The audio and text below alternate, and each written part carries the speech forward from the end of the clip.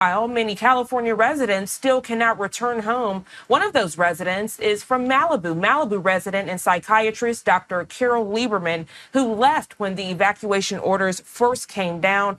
Dr. Carol Lieberman, always a pleasure having you on the show. Thank you so much for joining us. Thank you.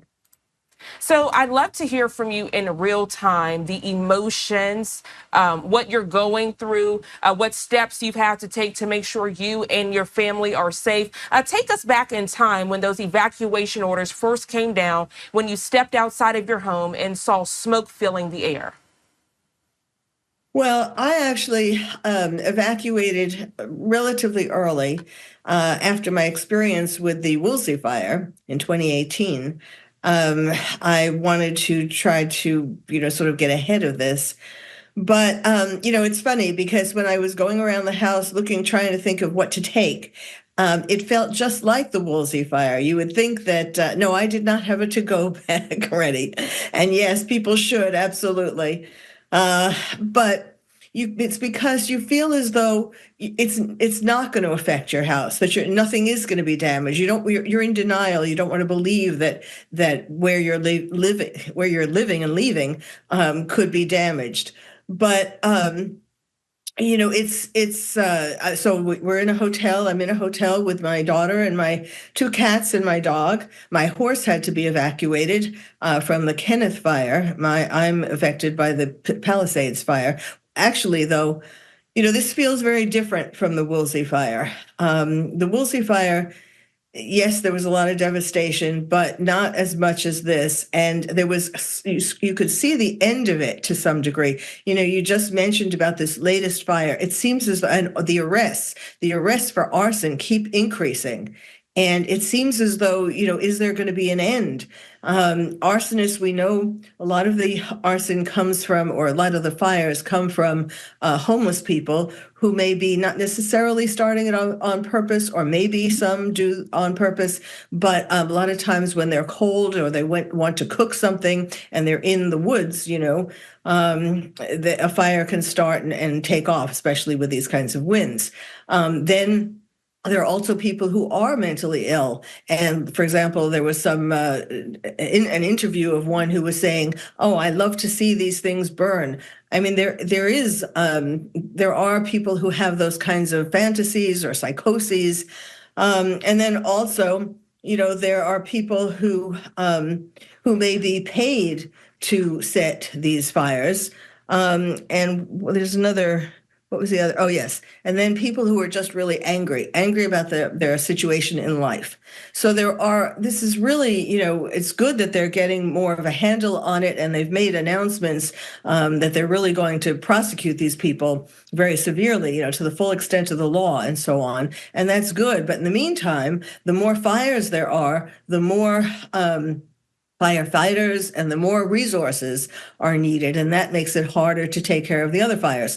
Now, since I've been in the hotel, since I evacuated, of course, I've been watching carefully to see, how close the fire is getting to my house.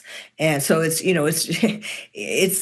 not right in the path. Well, I mean, I personally am not in the path of it right now, but you don't lose the, the trepidation, the anxiety about, checking where it is.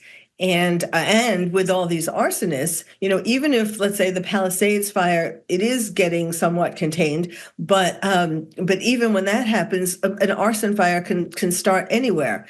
This has been this. I was just thinking about this morning, how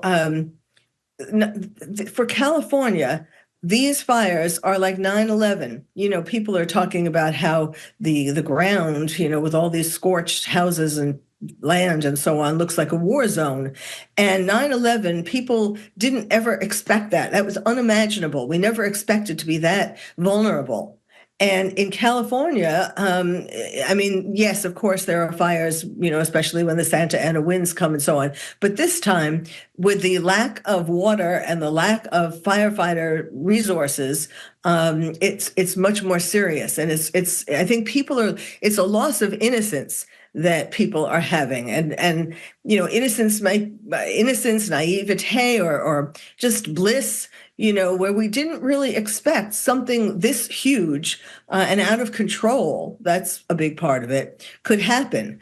So people are going through and will be going through the stages of grief, the 5 stages of grief. Right now, everybody's in shock, but then we're going to have denial, anger, bargaining, depression, and eventually, hopefully, acceptance. But depression, loss causes depression. And, whether it's your house or things or memories, there's a lot of loss, and people need to be kind to themselves. It's taken me. I've after the Woolsey fire, I've just begun. Maybe a year ago. Well, first you have to go through insurance. Then there'll probably be another lawsuit against Southern California Edison. There's a lot to deal with when you're going through these stages of grief. So it's not easy. And I was actually just making headway with putting my house back together when this came. So hopefully, it makes you wonder, how safe will you be in the future? All these things, all these mixed emotions are things that people are going through.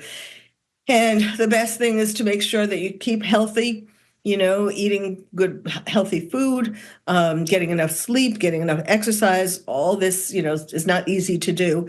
And then, of course, psychologically, social support, talking with your neighbors, talking with your friends from wherever they are, trying to, if you're feeling severely depressed or severely out of sorts, then of course you should seek psychiatric help. I know I went on and on, but there's a lot to say.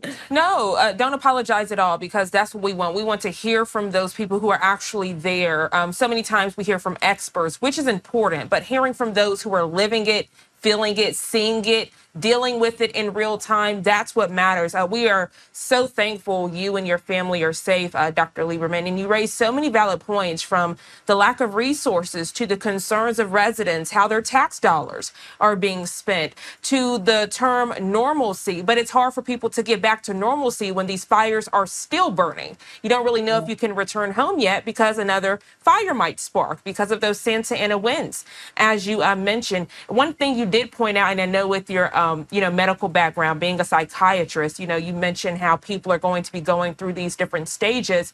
For so many people, that shock stage might linger longer than it should, because these wildfires keep erupting in real time. They can't get to that second stage. For those people that do feel stuck, do you have any advice for them as you're dealing with this on your own?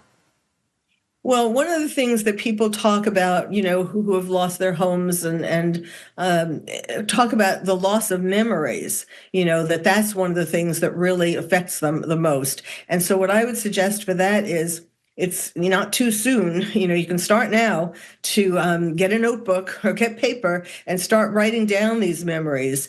Of course, it's not the same thing as being in your house and seeing these, objects that remind you of certain important times in your life and so on. But if you start now and write things down, at least you can hold on to as many memories as possible and keep that going, as you think of new memories.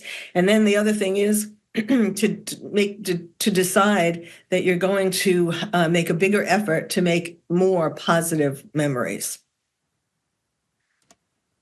Dr. Carol Lieberman, again, thank you so much for joining us as you are dealing with your own reality, where you are, again, thankful you are safe. And of course, our thoughts and prayers here on Live Now from Fox going to those families, people who don't even live there, feeling those effects because they have loved ones that live there. So thank you so much. We'll be checking back in with you to make sure you're safe and to make sure you don't need anything. Thank you so much. Thank you.